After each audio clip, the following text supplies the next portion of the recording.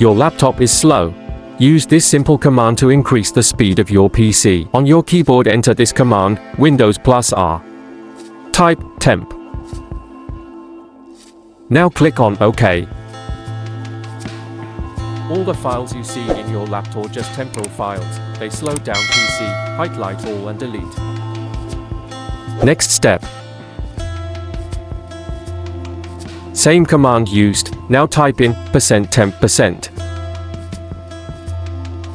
Click OK.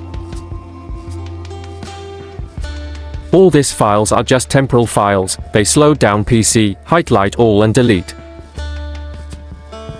Your PC now will run faster and smarter than before. PCs with little GB RAM might still slow. Use my link in this video below to buy a laptop with a better GB RAM. Thanks for watching this video. Please subscribe, like and share this video.